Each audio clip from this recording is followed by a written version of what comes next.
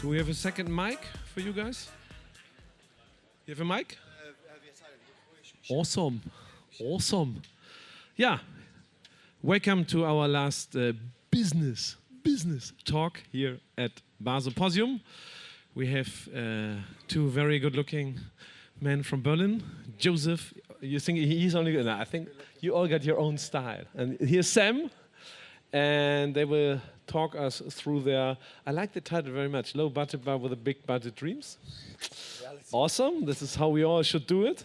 Maybe there's, we had the nice talk before about how to finance it professionally. This sounds more like we maybe do it next time very professionally. I like that. I like that very much. So enjoy. It's always the same. We do kind of 45 minutes talk, and then we do Q&A. So then raise your hand. And if they both told me if you like to have some immediate questions in between, no problem. Just let me know, and I will try to get you a mic. So enjoy the talk with Joseph and Sam.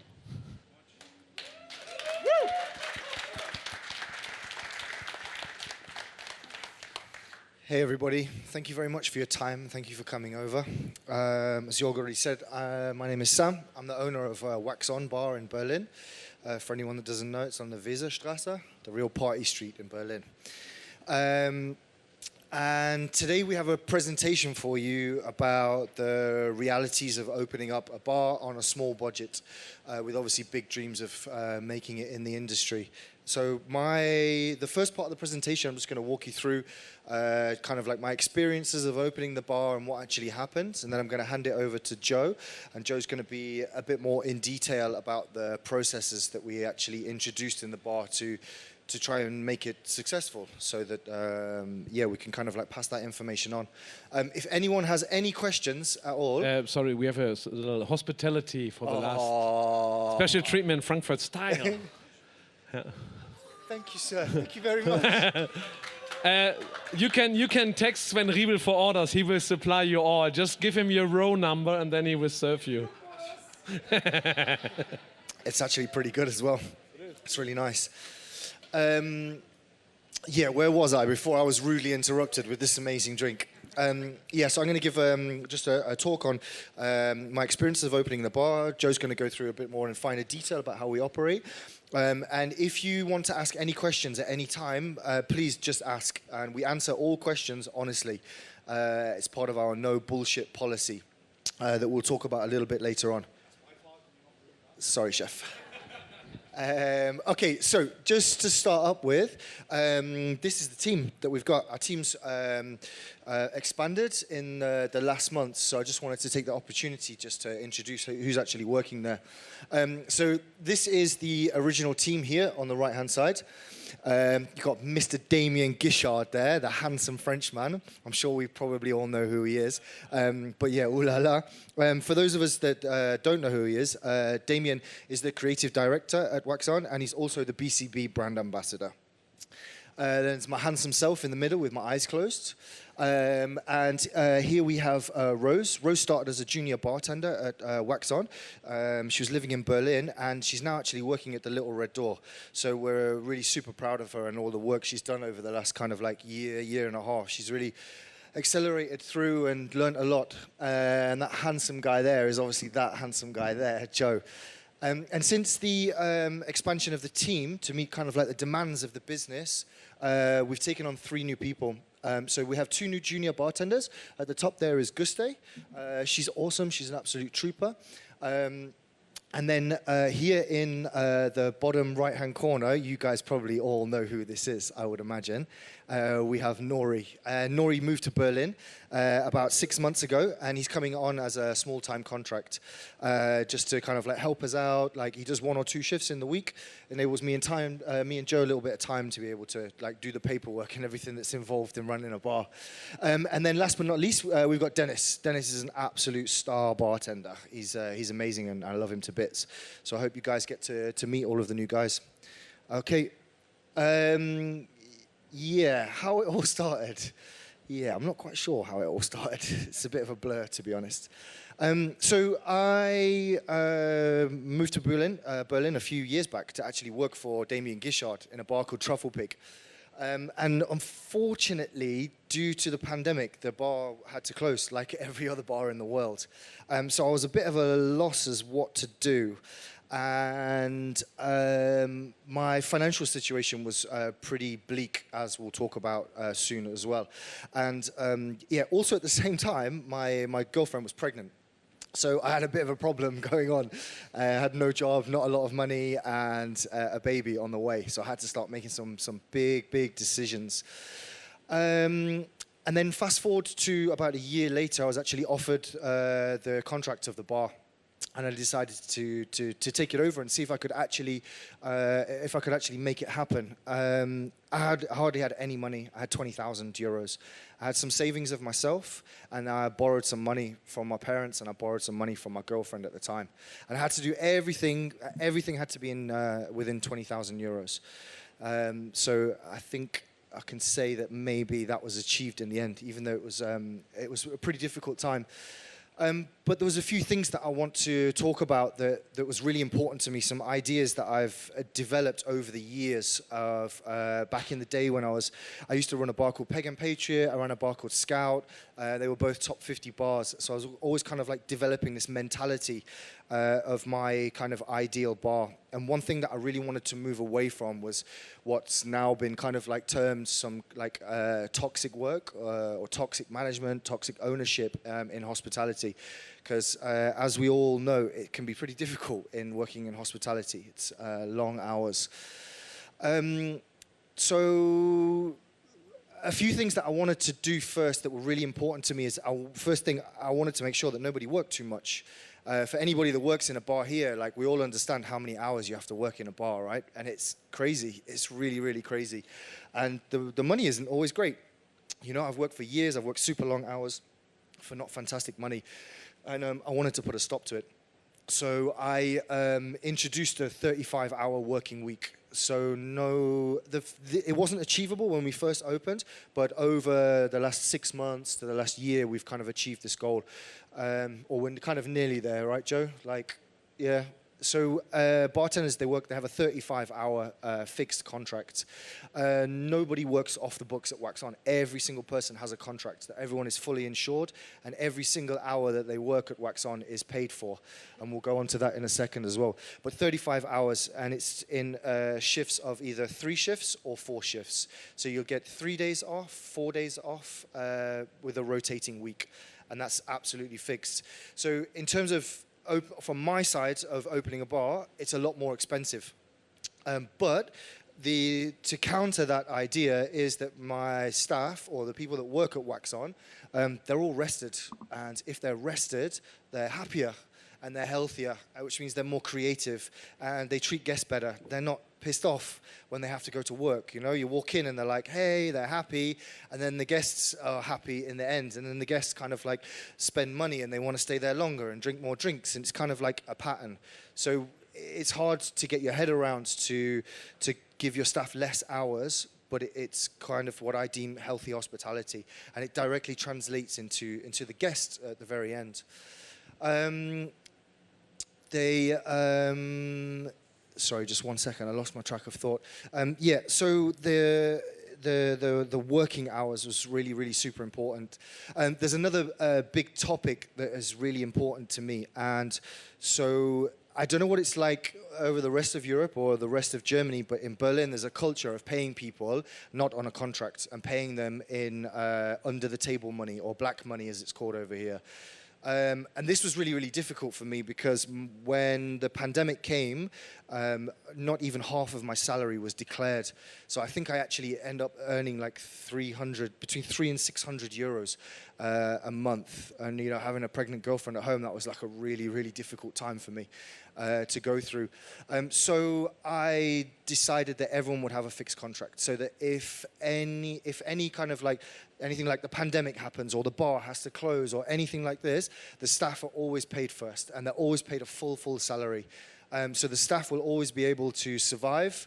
Like the bar will finish before the staff will finish, basically. The bar will go down first before any members of staff. So if any members of staff have to leave and they don't get the money, that's it, the bar's done. Like, we're not going to operate any shady business and stuff where bartenders are not treated as human beings. It's an absolute no-go at Wax On. One of the ways that we counteract this in Berlin is we only take card payments. We don't take any cash whatsoever.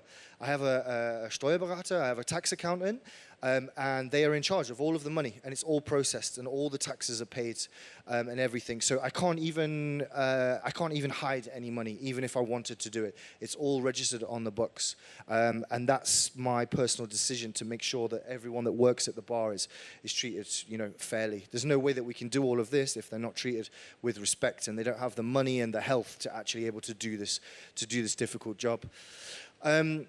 So, how did the pandemic shape us? Well, the pandemic shaped me personally in a big way. I really had to make some big decisions and very fast decisions.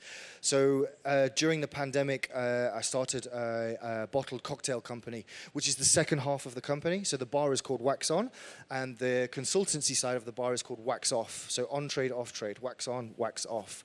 You can actually see this was the first day that we took delivery of all of the bottles that we had to fill up, and the delivery driver knocked them off of the van, and then he left them on the floor, and he said, it's not my problem. So this was kind of like a bad omen to start with, but fuck it, we had to fix it, right? You have to turn up. But this was really helpful towards the bar. So this kind of like opening up a company, because you're forced to make money to pay bills, to be able to live. It puts you into the right mindset of owning a business. So you think about things like your costs, your staff costs. I needed to open up a bottled cocktail company because there was no staff costs. So I did all the work with my colleague Damien.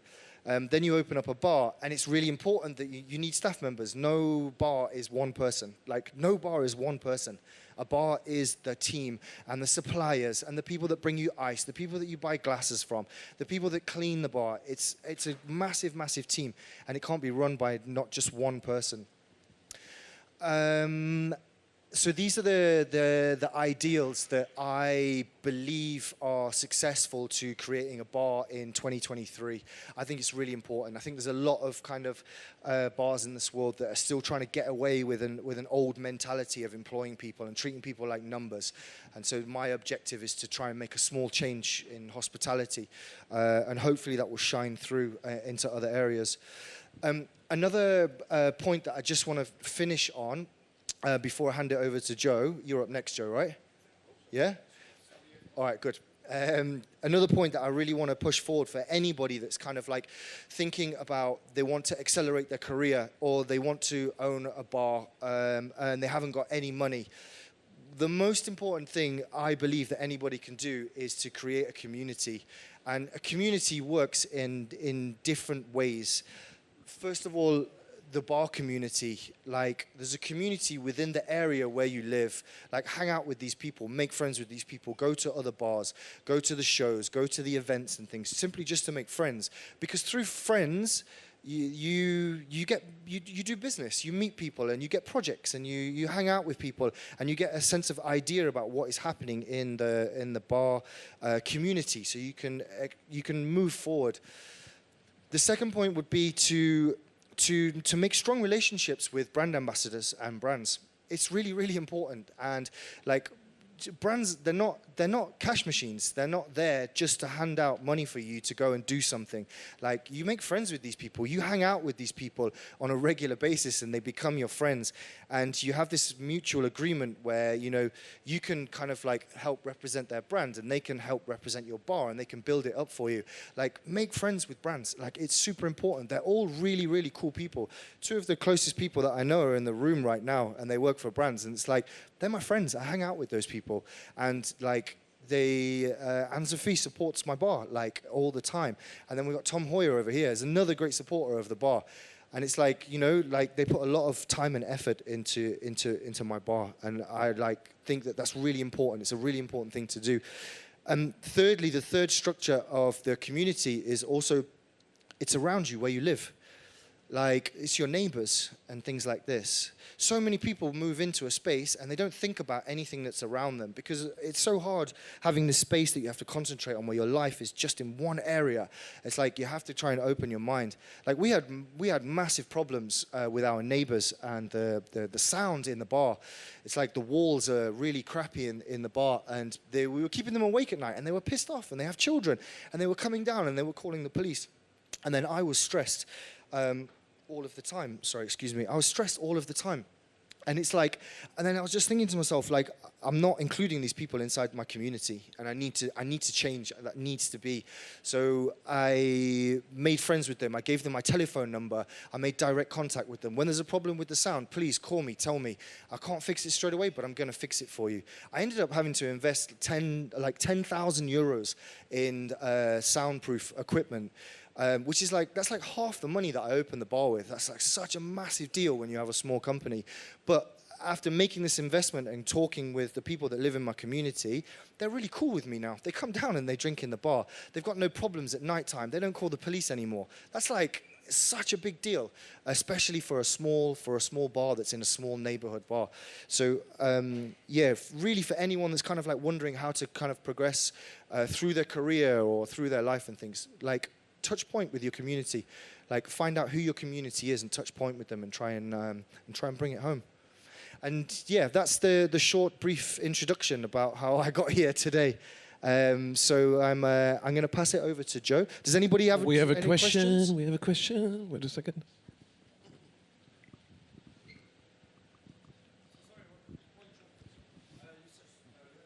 We have a question here first, and then I'll jump over to you. Okay. Sorry, brother. Hi there.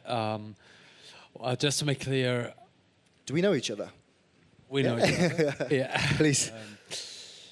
Did I understand right that you opened the bar with 20K? Yeah, 20K. I opened the bar with 20,000. Wow. Yeah, 20,000. I obviously, that's the money didn't stop then. So over the last course of a year and a half, there's like several things. Like I've done a pouring contract, and I've reinvested all of the money that I've made back into the bar. Like everything that the bar has made over the last year has been reinvested into the bar. So yeah, in terms of profit wise, it's not personally for me. I mean, the bar is very successful. But personally for me, everything was reinvested. But 20K is what we open with. Yeah. Thank you. Yeah. No, it doesn't. So it affects my tips personally, but it doesn't affect the tips of the staff. So obviously, it's all recorded on the casa. And it gets transferred into a separate bank account. And in Germany, you don't have to pay, the owner of the business doesn't have to pay taxes on tips for staff. But I would have to pay taxes on tips if I took tips. So if I take tips, I pay tax, but the rest of the guys are fine. And then I basically put the question to the guys, when do you want your tips? And they kind of decided together that they want to take it once a month at the end of the month. So there's the wages are transferred through, and then the tips are transferred through. No. No, you don't have to pay tax on your staff. Don't pay tax on their tips in Germany. Yeah, but I would, as the owner, I would have to. Yeah. There's one more question there, I think, in the corner. Yep. Very quickly, probably it's complicated, but all right. Let's go for it, man. That's very loud. With 20,000, like did it mostly go towards rent or stocking inventory or? I mean, it's probably a complicated answer. But. Yeah, so most of it actually went on fridges and freezers. The very first initial investment. So I designed the whole bar around fridges and freezers, because I mean I've worked in so many bars, and like what's one of the most annoying things? It's like you need fridges and freezers, right? And every bar never seems to have enough space for fridges and freezers. So I was like, God damn it, there's going to be enough space. Like if it kills me. Yeah, it's you. Bring a big jacket when you come over. Yeah, so I purchased all of the fridges and freezers and everything that I needed, and then the whole design of the bar was measured off of that. And then I kind of like cut the bar out, and then if you go there, you'll see it's made out of concrete. So once I'd cut the bar out, then I framed everything, and then I poured the concrete. So it was all kind of framed. Yeah, I built everything myself, yeah. I had a friend that came over and helped me do the welding for the steel because it's really complicated. And then I had a company cut the steel, stainless steel bar out, but then I put it together and fixed it and designed it in like this 3D apps. Like you can like, places like YouTube are just a world of knowledge. You can get anything that you want off there, and then you can get an app. You can get a free 3D designer app, and you can do anything you want. You can design anything you want, and it's like, it's crazy. It just takes like a couple of hours to learn. Yeah. All right. Thank you very much for your time, guys. Sorry, just a short question again. From my side, 35 hours is not really much in the hospitality. I really completely do understand the concept that everybody has to rest, because normally, let's say, hours shifts in the night always count double. That's what I think about it. Yeah. But still, with 35 hours to survive, even in Berlin nowadays, it's quite hard, I think, to get the right payment for that. Is it allowed for bartenders to work for brands, or is it only run from your side and has to be allowed? No, it's yeah. Oh, I'm sorry. It's in Joe's part of the presentation about how that operates, but yeah, absolutely. There's no restrictions. Okay, I'm going to hand you over to the professional now. I'm the shit show part of the show. This guy is like the numbers guy. Like, if you need to know anything about that, this is your man. Please give him a warm welcome, guys.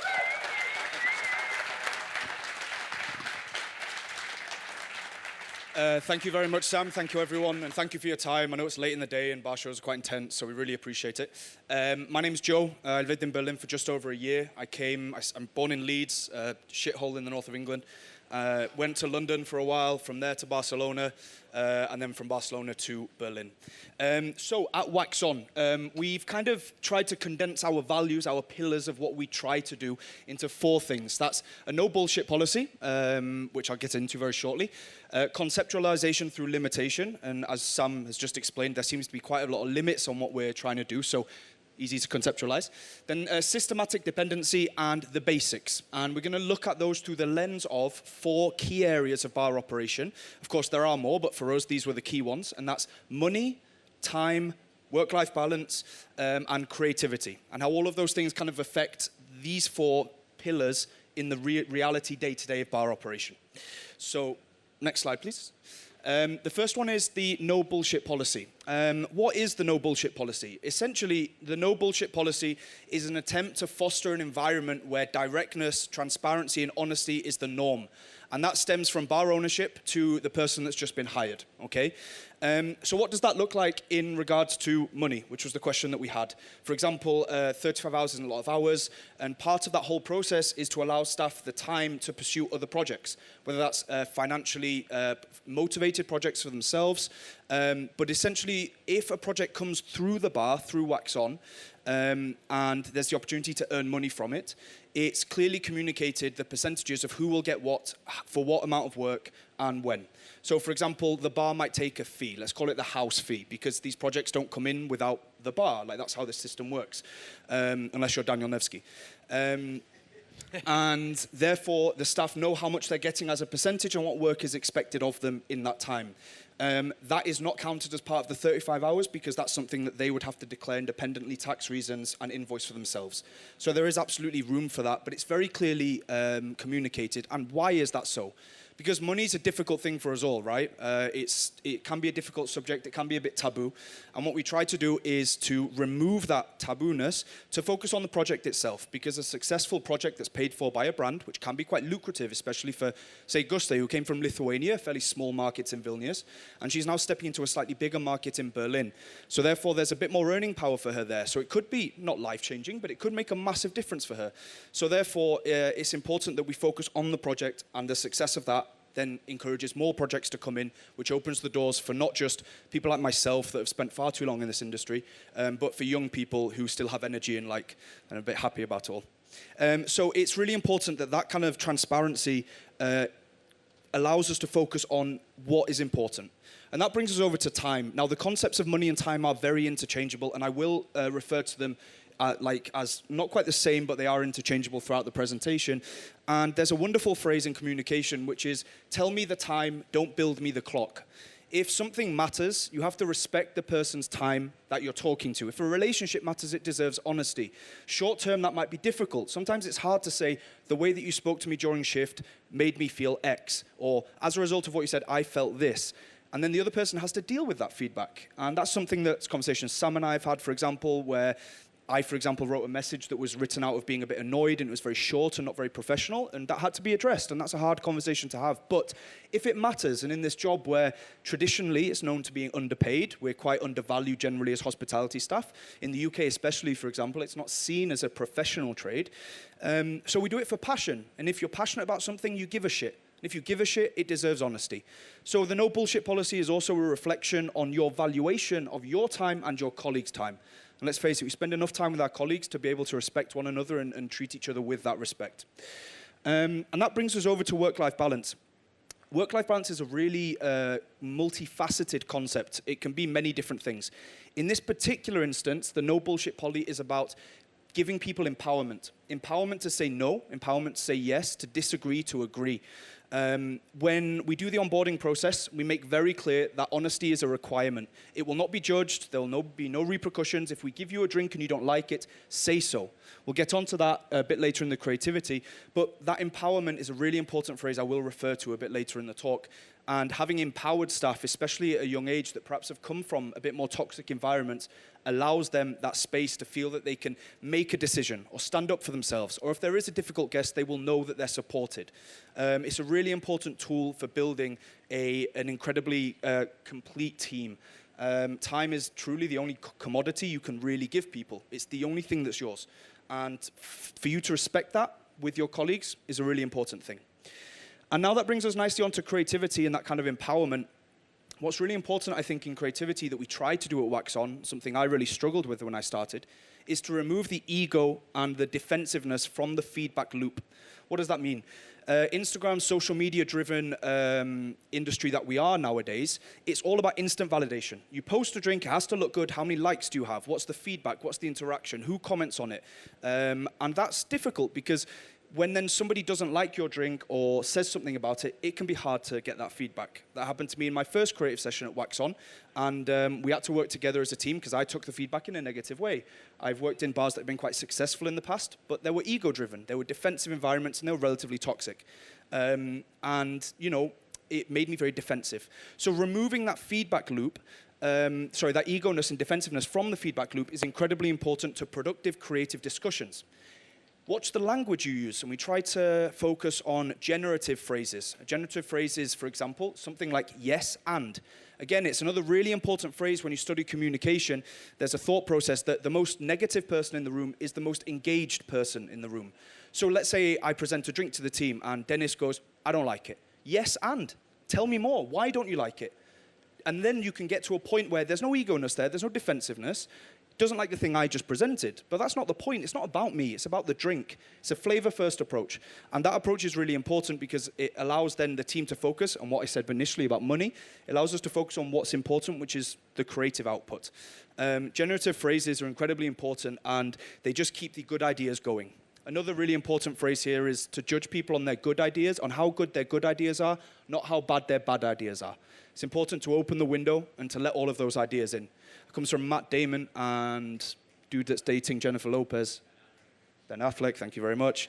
When they wrote Good Will Hunting, when they were like 19. If you haven't seen it, it's a brilliant film. And they were just like, just don't judge me on bad ideas I have. Judge me on how good my good ones are. And I think that's a wonderfully positive phrase. But how many times do we focus on the negative? How many times do we criticize something when actually there's tons of positive shit going on? I know I'm guilty of that in the past. I try not to be so much nowadays, but as you get older, you do get a little bit more grumpy. So that moves us on to the next slide, please, which is conceptualization through limitation. This section is a section I really, really love because this is this wonderful little dance between operation and creative. And for example, I think Alex would agree with me here. It's a wonderful thing when creative and operation fuel each other to produce something much, much wider, much bigger, which is a hospitality experience. When you have the road ahead, to open a bar, to make a cocktail, whatever, a creative road ahead, and there are limitations in that, it forces you to find different routes that otherwise you wouldn't normally think about if you didn't have said limitation. So limitations are actually a productive thing in the creative process. And limitations can be self-imposed, we can decide a policy, or they can be imposed by the guests. We'll go into that in a little bit more detail. But for example, money. Our limitation with money is that, so when we opened, we charged 10 euros for a drink. We're infamously cheap, wax on, in a city that can go up to 15, 16 euros for a classic in Berlin. We now up to 11 euros. Our rent actually increases about 10% per year, so that price increase kind of directly correlates to that. But also, you know, it's a pricing point that's a direct result of the limitation of the area in which we're in. So we have party bars that are open till 6 or 7 in the morning on our street that are serving like whiskey sours and stuff for like 14, 15 euros. You know, we can't go that high. We just can't, because we're alienating a massive share of our audience. Our drinks are not whiskey sours. They're slightly more complex. That's a limitation for a guest to engage in our concept because we don't work in an area where there's tons of cocktail culture. We have a ton of cocktail bars around us, yes, but Weserstrasse is quite unique, especially our little corner of it. Neukölln, for those that don't know, is an area of Berlin that's increasingly gentrified, but still a lot of homelessness, a lot of drug issues. You have to be quite careful of how we control the door. People come in, just use the toilet to do drugs, and we don't encourage that. We're fairly limited of what we can do within the bar from a price point of view. We don't want to limit people engaging with us because we want a captive audience. If we put more limitations in place there, then people won't come and engage. And I think if we were to increase our price, we'd lose up to about 33%, I think, of our client base. And it's really important that we have a full bar and people engage with us and we create a loyal following from there.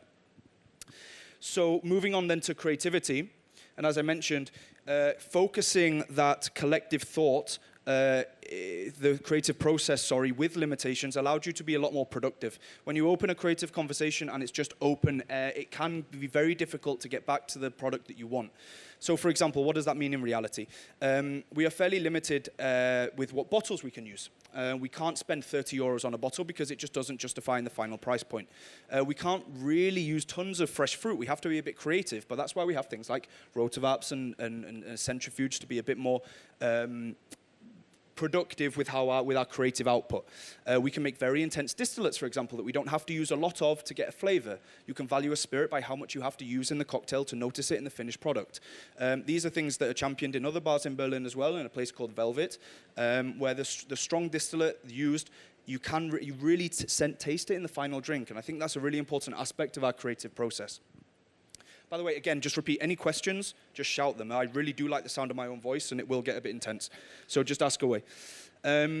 We had a guest tried a martini we had on the menu where we played around with the concept of dilution in a cocktail. So we distilled some raspberries and used that water, it's called a hydrosol, a non-alcoholic distillate, used that hydrosol to dilute the drink. It's a delicious drink, and he tried it, and he was like, oh, this is amazing, tastes fantastic, you guys must use fresh raspberries. This was in like November in Berlin, which... don't know if you're aware, there aren't any fresh raspberries. So I just kind of laughed and was like, no, we didn't use fresh raspberries, because if we did, that drink would be 15, 16 euros. We use frozen raspberries, because the flavor that we get... Yep. No, go. Sure, I mean, I'll answer that very quickly. Basically, you distill the frozen raspberries, we kind of lower the temperature, get them kind of mush, if you like. And we just stick it through the rotavap. We'll come on to the rotavap later. It's all very well that we're talking about not having any money, then talking about using a rotavap seems a bit hypocritical, right? But we'll get onto that. Just a 15 grand piece of equipment, and they had just 5 grand to build a bar. We make it into like a raspberry mush. We distill it very low, slowly get it down to the kind of distilling conditions, so as not to overboil, because it's a very volatile base. And then what you get is this kind of raspberry water that has this like raspberry leaf, fresh, unripe raspberry flavor. And it's an idea of getting a lot out of very little. It doesn't cost tons of money, but it allows us to use the raspberry flavor in a unique way, whilst being quite cost effective. Maybe if you want to go into more detail about it, just ask me later, and we can. No worries at all. It's really important then that when we deal with our creativity, that we're as efficient as possible. We've embraced pre-batching, a very systematic approach to producing the drinks. We can produce 4 drinks in under 2 minutes. It's not always the case. Obviously it can go up and takes time sometimes, but our aim is to be as quick and efficient as possible in order to minimize dead guest time, sat there waiting for a drink, not spending money, because we are limited, and we'll get onto that a little bit with this section of time, where time is, in this case, about our opening hours. As I mentioned, our area of Berlin can be a little bit troublesome with the quality of guests. For example, this week we had a bag stolen from somebody that wandered in to use the toilet that wasn't a guest. They saw an opportunity, took it, and just left. That's never happened in the bar before, so that's kind of shocked us a little bit. So therefore, past 2 a.m., there's a saying that I heard years ago, nothing good happens in a cocktail bar past 2 a.m. So, especially on Weserstrasse. So we just close. We open at 7 p.m. and we close. We do last orders around 1:30 on the weekend nights, and we just close. Because if we could stay open until 4, but then the room would get full of drunk people. There's nothing wrong with being drunk, of course. We all work in alcohol. But, you know, you have to have a captive audience, an audience that's going to engage with what you're doing. If they're not picking up what we're putting down, then what's the point? We don't want the experience diluted. And therefore, given the fact that we've openly embraced a limitation of our time that we can be open, we've had to be as efficient as possible. So that's very much an operational point. And as I said before, creation and operation kind of overlap beautifully in this section. And previously I said that we've embraced pre-batching and systematic approach to our drinks. It allows us to be as efficient as possible and reduce that dead guest time that I mentioned. So that's a great example where the two kind of coincide. And then going down to work-life balance, again, as I said at the first slide, it's a multifaceted section, work-life balance, and it means tons of different things. No cash in the bar means the bar's inherently a bit of a safer place to work. The bar was broken into not too long ago, which is quite ironic, cashless bar, and someone breaks in. And they didn't even take the iPad or anything. Apparently had no use for the Rotor app either, so that's good. But yeah, they broke in and... they didn't take anything, and there's no threat. Bars don't get stood up anymore like the Wild Wild West, of course, but people can get robbed, and it can be stressful. I've worked and lived in rough areas in cities, and it's difficult. But it's about safety, and in this case, we have a work-life balance where people can feel safe and empowered at work. That if something goes wrong, or there's someone coming in being a bit violent, it's just there's nothing there to rob. There's no incentive to take anything, and that's a really important part. And as Sam has already said earlier, and I won't go over that again, but those full social contributions are really important.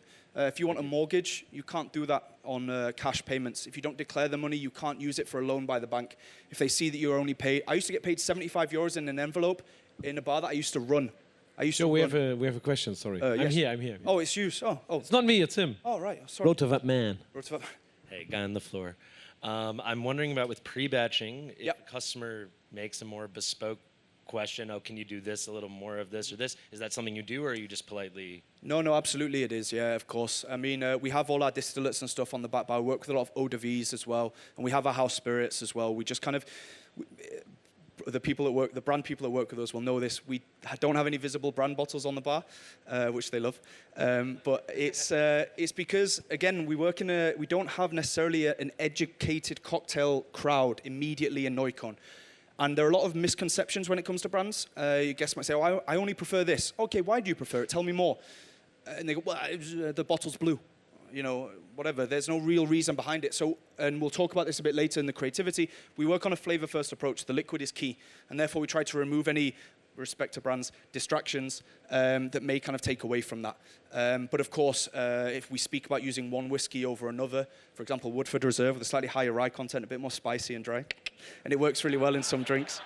So yes, we are So yes, we are able to make bespoke drinks. And obviously with our distillates and all that shit, like we're able to be very specific, very specific. Like one guest came in and got pissed off. We didn't have a distillate that we used before. And I was like, well, like, I'm sorry. We don't have like smoked Palo Santo distillate for you. But yeah, it's definitely something that we can do. Any more questions? No? Fantastic. So moving on. We have a question here. Oh yeah, please. How many drinks do you sell like on a regular evening? Or would you say? On like midweek or weekend? Both. Both. So when I first started in the team, and I'm not saying that things got better because of me, but I'm just using it as a point of reference. It was definitely because of me. No, when we started, like midweek, it'd kind of be around, taking to a range between 400 to 600 euros. When the bar opened, it was like sometimes one person working. But slowly, as that kind of captive audience that we decided to focus on kind of bought into us, you know, as Sam has said, support from brands and regular guests that have definitely kept the bar afloat.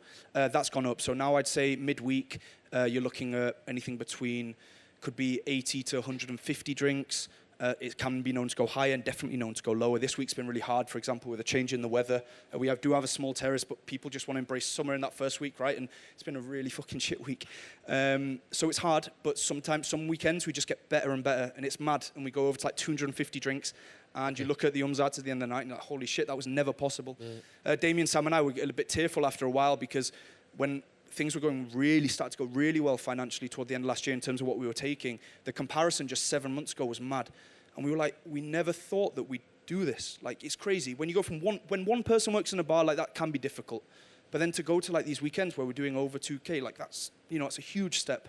So it does vary, and of course we have our bad days, but we're hitting a nice average. And the thing that for me is really important, I think, for people that are in operation, those low days are slowly getting higher. It's not so much about necessarily the highest point, but it's about that low dragging up the average, right? Don't know if that makes sense. But do you think it would affect if you would do food? We're in the it's a contention. We're in the process of doing food, and we have been for some time now. Sorry? Yeah, we got enough fridges to store the food, and there's a lot of food in those fridges, but we're not dead food time, right? Not dead guest time. They're not making money. No, we will do food, and that's absolutely the case. We've been torn between easy to put out and quick return, those kind of snacks that you like, fuck it, I'll just have some nuts or some olives, whatever, and it kind of boosts your income, right? Let's say €5 a piece, you sell 10 per day, €50 a day, times that over 6 days of operation, over a month, it adds up. Or going something a bit more elaborate and offering, like, I don't know, fucking toasty or whatever, and something charging a little bit more money. So we're kind of still playing with that balance. We will definitely be offering food at some point, but we're not sure how we're going to express that yet. Also smells, man, like food stinks, you know, and we really care about how wax on smells. Had a guest come in once ago, how long have you guys been open? I said, oh, we opened in October or November 2021. It's like, oh, it smells really new. And I was like, no, it smells clean. There's a big difference there. No smoking in the bar, we give a shit. No, it's mad. Card payment only, no smoking. People are like, where the fuck am I? But yeah, obviously nothing wrong with the bar that's smoking or anything. The bar next door to us is a bit more of an old-fashioned kind of party bar. They make tons of money, so more power to them. But yeah, sorry, very quickly to go back to what I was saying about the work-life balance, and Sam already touched on it. That full kind of social contribution payment is really important when it comes to paying your staff, because it shows that you respect them. If they can't get a mortgage, if they can't get any loan to do anything on their own back, then what's the point? You know, as I've said, I've worked in bars where running the bar, I get paid nothing at all, and I just can't do anything with that money. It's depressing. When I first moved to London, I was on 14 grand a year. I was 19. My rent was 950, £1,000 a month. And it doesn't take a genius to work out that's not enough money to eat or use public transport. And that's really fucking shit. I was doing 70 hours a week. It was a top 50 bar at the time, you know. And hopefully, you know, we don't pay the best wages in the world, but 35 hours, as has been pointed out, is not a lot. 3-4 days off. For example, one of our staff is from Ukraine. It's a pretty difficult place to be from at the moment. You know, there's concerns about certain things, and if he needs 3 days off in a row to be able to go home or to support a family that live in Poland or whatever, he has that space. You know, and that's a really nice consequence of this sort of operational decision, having a very clear impact on the quality of the staff's lives. Next slide, please. I love this section. This is really fun, at least for me. Not many people find it very fun, I don't think. Systematic dependency is about no individual being bigger than the bar. If the bar only operates well when Sam or I are there or Damien's there or whatever, there is a massive failing in how we're building our business. Systematic dependency is about building safety nets into the operation, from very small remedial tasks to the more complex stuff that mean that it never gets to the point of no return. There's safety nets, the stabilizers on the bike are there that the people can go along and just enjoy it. Small profit margins in small bars are really common. That means there's small margin for error. When you systemize these things, you maximize that margin of error and you allow more space. Creating time in one area that's more efficient, it's like being more efficient, therefore creating time in one area means you create time in another area, like it's a finite thing, right? Maybe there's 8 hours in a working day. If you're more efficient for the first 4, you can have more time to, say, focus on the guest in the next 4. So this is a really, really important part. When it comes to money, as I mentioned earlier, this money and time concept are interchangeable. There's a process in business called lean management systems. Basically, it's mapping out a process from the first point of whatever, say purchasing in a big 5-star hotel. The first time you send that email to the purchasing department, and then mapping out every single stage of that process to the point that you get the product that you asked for, and what can you remove to make that more efficient, okay? This could be anything as complicated as that, or for example at Little Red Door, sourcing very, very good products from suppliers that are in the middle of nowhere in France and getting that into the bar, or it can be something very basic like how to count tips at the end of the month, right? Like we used to add up all the tips from every receipt, at the end of it, and that was like half a day, you know, allocating it, but then a quick spreadsheet, a quick formula, and all of a sudden you create more time in that day. As I mentioned, creating time here allows you more time elsewhere, and that's really important when your margin for error is so small, and it's about maximizing that margin for error. So it's really important that, again, you respect the kind of the limitations that you have here and how the systems can help you maximize the efficiency of the bar. Again, work-life balance, as I mentioned, our staff are there, we're paying them for their time. It's a multifaceted concept. It also refers to how easy the team's job is doing the day-to-day tasks. If it's really fucking difficult to juice lemons every day, then there's a problem. It's directly affecting the work-life balance of the team. If they're stressed doing the most basic automated tasks that should be really, really easy, there's something wrong in the way that you're managing the bar. And that's not wrong with how they're juicing the lemon or what have you, it's how we're giving them the tools to do their job. That's kind of how Sam and I see our roles, really. Damien's kind of remit is much more on the creative side, so this kind of stuff falls a little bit more under Sam and my remit. It's giving people the tools to do their job as efficiently as possible. So therefore, that kind of systematic dependency on the day-to-day tasks means that your team feels secure that they're being as efficient as possible and the tasks are as easy as possible to do. It shouldn't be hard to clean the bar. It shouldn't be difficult to have to go through the day-to-day list of closing the bar. If you forget something when on the close, then the next day the bartender comes in and makes a big deal about it over the communication software you use. You should build a safety net so that it's hard to forget. That's not on them. They're tired. It's 4 a.m. in the morning. As you said, night hours count double, right? It's fucking difficult working in a bar. They're obviously going to forget something, and our closes are really, really long and complex. So therefore, just put a list together that they can access. You know, it's not hard, and it's not complicated, and we're not changing the wheel here. But these are the sorts of changes and the systems in place that make a huge difference to the quality of your staff day to day. And then, as I mentioned, time, really, I've touched upon this already with kind of the work-life balance and small profit margins. We just have to be dedicated and efficient as we can with our planning and our structure. Even in our creativity, it's systemized. We have... in our bar, it's an 8-strong cocktail menu. 6 of them are based on classics, and they're all named after classics.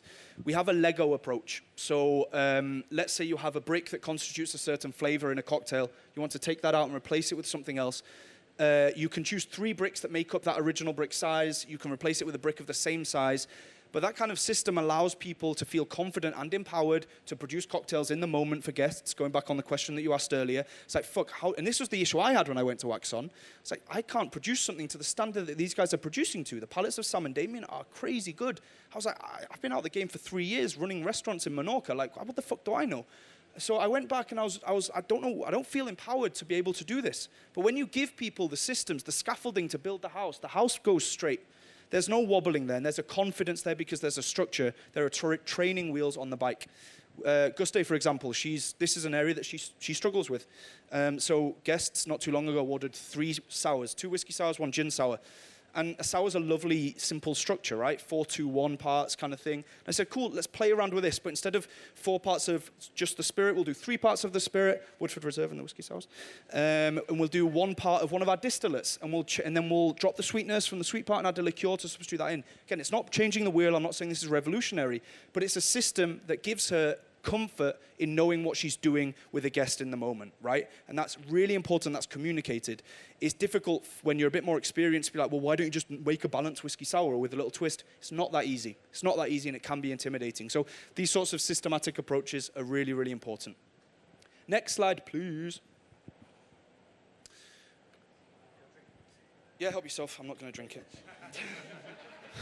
Joe said the last one? Sorry, yes, am I going way over? No. It's fairly typical. You're doing it very Thank you in very a cool much. way. Thank you very Waxy on-y. That's good. The basics, as Sam said at the beginning, we didn't have tons of money or space to kind of decide on luxurious design elements of the bar, so embrace kind of conceptualization through limitation, right? And focus on the basics. If you get the basics right, then from there, kind of everything else will fall into place. This section is really about kind of maximizing our strengths and minimizing our weaknesses. And that's a really important phrase, I think, in bar operation. And knowing where you're strong and knowing, and more importantly, where you're weak is a really important part of kind of any sort of success in a challenging environment. We are essentially a neighborhood bar with elevated service. That drink, I mean, infamously, we don't use garnishes at Wax On. That drink looks pretty simple. But there's an art in making the complex simple. That's why journalists are so highly educated individuals, because they make very complex things very simple for us to just read and digest. That drink takes a little while to make, and it just looks like a fucking glass of soda water with a grapefruit slice on top. But it's not. It's one of the more iconic drinks that have been produced at the bar, called the Ultimate Paloma. And it's an example of where focusing on the basics makes a really, really big difference. Our financial reality of, as Sam explained, forced our conceptual reality. And it's true that we have a creative choice of working with minimal garnishes, but the fact is we don't want to add an extra euro onto the price of the drink by choosing a slightly more elaborate garnish. We prefer to focus on the liquid itself. We'll get into a little bit more of the creative process of the basics and how we approach it a bit later on. But we have to remember, and this phrase is great, it's de-ritualizing the process of mixology. From the process. Remember what I said earlier about removing the ego and defensiveness from the feedback loop. It's not about the drink. The drink is a guiding hand to lead the guest to a wider experience, which is Wax On. I truly believe that stepping into a great hospitality venue is a transportation from the street that you're on into the bar, into the vision of the operator wants you to experience.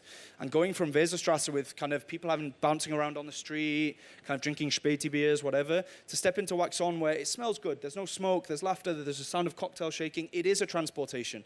And the drink is just a part of that. It's just a way to lead the guest onto something much more important. This is a phrase that I love, and I heard about a year ago. We work in an experience economy. It's not about the bartender, it's not about the drinks, it's about the experience. And if you manage that experience to be something authentic and unique, you'll always find an element of success. There's obviously, it's not as simple as that, but if we're just kind of boiling it down. The needs and the wants of guests are fairly simple. They need a cocktail. They would like it to be delivered on time, but the wow factor comes from the personality of the bar. So that very much directly impacts our money because it builds a loyal customer base that has helped us survive even on those really, really slow days. Time, which I need to be wary of right now, is, I'm on it, all right, I'm doing this. When you realize that time is a really, really fucking valuable thing and it's all very limited for us all, and you realize that a guest walks into your bar and chooses to spend their well-earned free time in your bar, that simple realization that is not brand new, if you put that at the core of every decision you make of valuing the guest time, I think that's a great seed in which to grow the plant that will be your business. That simple realization motivates every other decision, evaluation of the guest. Choosing to spend time in your bar when there's thousands in the city or the area of that one city that you're in, and there are millions. It's like 50 best bars, great, but that's 0.001% of the industry. There's tons of choice out there. Choosing to be in the bar that you've built, the experience that you've curated, that's a really amazing choice. So that's something to value, and I think will have a direct impact on the rest of the business's operation. Creativity, very simple for us. We choose bangers only, drinks that we hope people can drink several of without getting sick of them.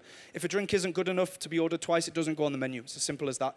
It's not a personal attack on the person that created the drink. It's just a standard that we hold ourselves accountable to. If it's not a banger in our eyes, then it doesn't go on the menu. Between Damien, Sam and I, we have about 40 plus years of experience in the bar industry and quite complex way of balancing drinks and putting them together. Not the best way or the worst, just our own way. But again, we try to make that very simple for the guests, very easily communicated to them. Our menu is put together using classic names. The ingredients list can be a bit complicated, but those classic names are anchor points, comfort blankets for the guest. They might not know how peanut butter and strawberry translate into an old-fashioned, but they do know that an old-fashioned is whiskey-based and stirred down and a bit boozy, and they'll get that, but it'll just be accented with peanut butter and strawberry. So these kind of classic naming on the menu, 6 of 8 of the drinks are called classic things, martini, gimlet, whatever, helps guests feel a bit more comfortable. So focusing on that comfortability really helps guests feel open into stepping out of their comfort zone when it comes to ordering a drink. And then we have work-life balance. And this is a really important one. The biggest change that we made was migrating from WhatsApp over to Slack. Slack is a project management tool. There's a cheeky smile from somebody over here that introduced this to Damien, and then Damien spoke about it to Sam and I, and then we used it. WhatsApp's a personal tool, shouldn't be used for work. There's no way to switch off if you just use WhatsApp to communicate everything within the bar. Slack is a tool that you're seeing more and more in bars, in Little Red Door as well. And it's a tool that allows you to turn off notifications. It's an app that you can jump into when you want to. It's not constantly there like WhatsApp is. You're not going to get a message from a family member and then the guy from work going, why didn't you put the garnishes away properly last night on the clothes? That's not how you disconnect, and that's not how you recuperate, and that's not how you are fit to step into work. At Wax On, we try our best to be great. We're not looking for okay, fine, or good. We're looking to be really fucking good at what we do and to stand out and to make a difference. We can't do that with staff members not at 100%. If we demand 100%, and I do, I'm a bit of a dick sometimes, then it conversely means that the staff have to demand 100% when they're off. Because a member of staff not fully charged socially, not fully charged creatively in their own lives, cannot give you 100% in your bar. That respect for people's time, that empowered member of staff to say no to covering a shift. They don't have to. The legal responsibility to cover shift falls onto Sam. He's the owner. So we can't ask as a member of staff to cover a shift. Have respect for their time off, and they'll respect you when they're working and give you that 100%. And that's a really important part of the basics. It's not a revolution. We're not changing the wheel again. It's just a basic realization that 100% staff member is what we want. I'm not interested in 75%. Take an extra day to recover from that illness, what have you, but just come back to the bar 100% and give us 100%, and we in return will give you that as well. Sam, do you have anything you want to add? Yeah, just one really quick thing that I really want to add. We're short of time, mate. You waffled on at the beginning. So. It's really quick. Guys, I just want everyone to put their hands together and thank Anne-Sophie for everything today.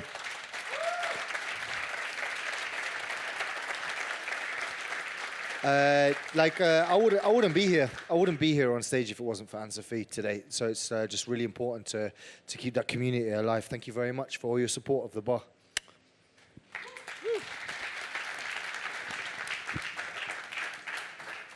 I don't have anything else to say. Thank you all for coming. Oh, that's Really awesome. appreciate it. Thanks a lot. So, but if there's still some questions, let me know. Yeah, here's the hands are raising. You can still fire us. You talk so amazing quick. sorry. I love it. No, I love it. I do love the sound of my own. No, it's I really. did say it at the I beginning. was like, damn, that's wait. Okay. So when you opened your bar, you had a very limited budget. How did you split it? You had to buy interior, you had to buy the first liquids, you maybe had some printing cost for a menu, for advertisement. How did you split that? I did it all of myself. So I figured out like menus. I had to do it myself. So I taught myself to use a graphic design program and just design them myself. I built the bar myself. I built the tables. I looked for deals online to get the cheapest things, the best that I could.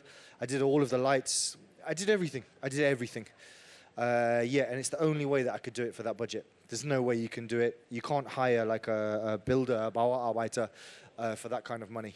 So yeah, that's it. Yeah, just to add on to that, there was some brand events that obviously there was a bit of free stock and things like that, and that kind of gave house spirits for the bar for a while.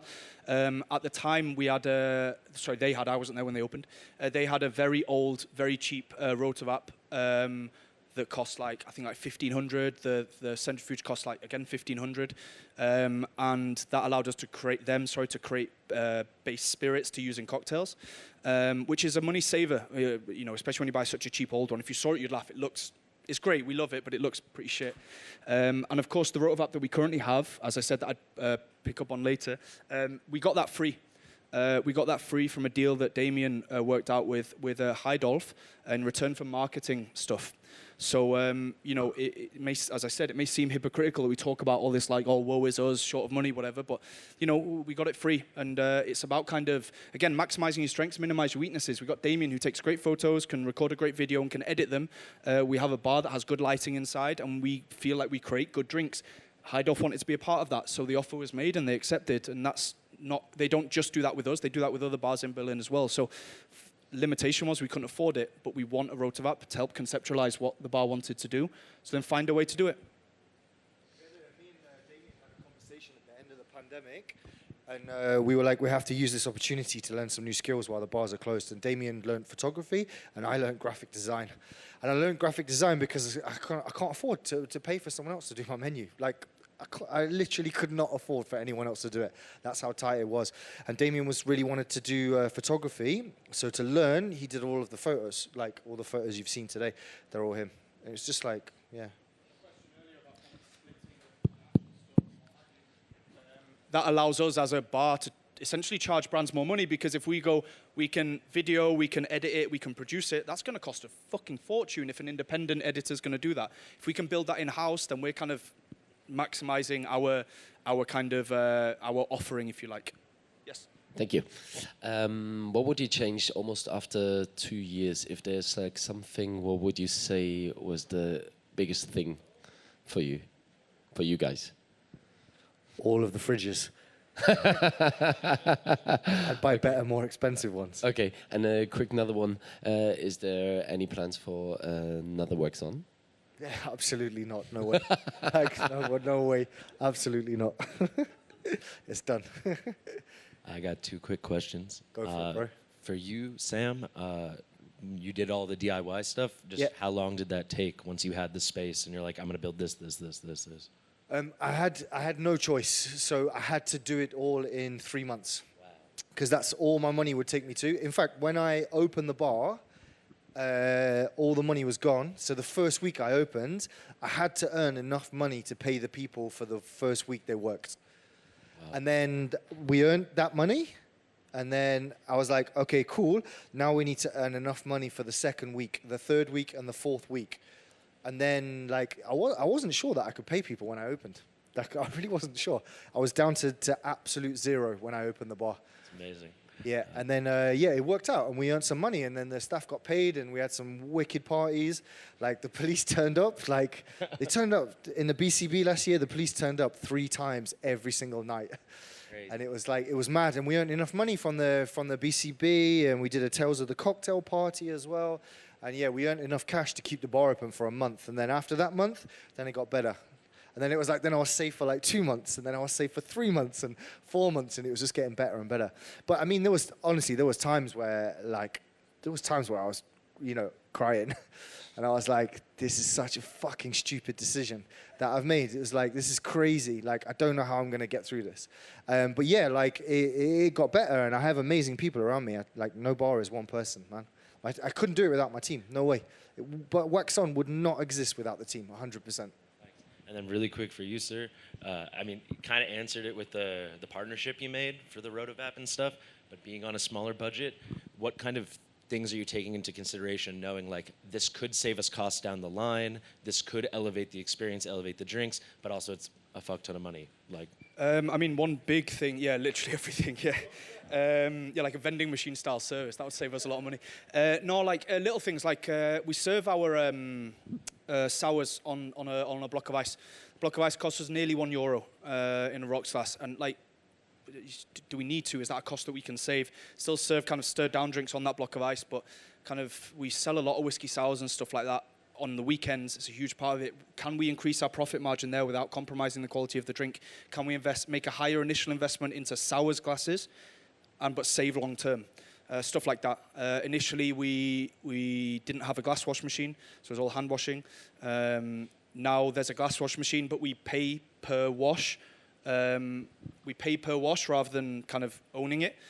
So buying a glass wash machine, but again, that's quite a lot of money. So we need to make sure that that safety net's in place and we're not compromising anything else. An ice machine as well, all of that shit.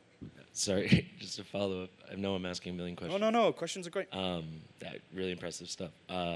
But just between you guys or with Damien and the whole team, are you literally getting into Excel or getting into Sheets and blocking it out, or you just have the intuition, you have the trust in each other, and you're going for it with these investments? I think we have different approaches. I think Sam and Damien are more, let's vocalize and remember, my approach is a lot more kind of, let's slow down and look at the sheet. So it's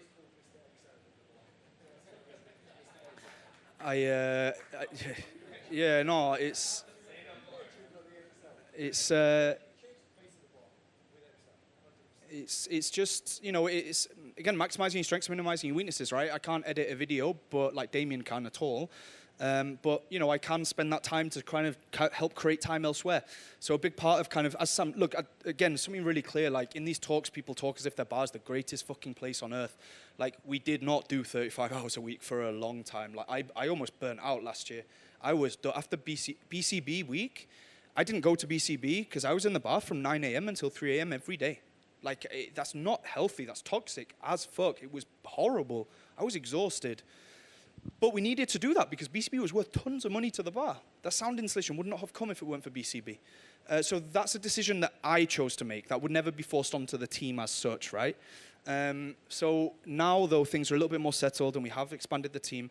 And as Sam said at the beginning, we have a bit more time to be on the computer. We can create that time and give people the tools to be as efficient as possible somewhere else down the line. And we don't get it right every week at all. Sometimes people do work 38 hours or whatever, but we try our hardest to keep a certain set of standards. So please don't take this talk as like us just blowing smoke up our own arse constantly, because we fuck up sometimes and we always try our best to recover. Okay, awesome. Thank you very much, gentlemen.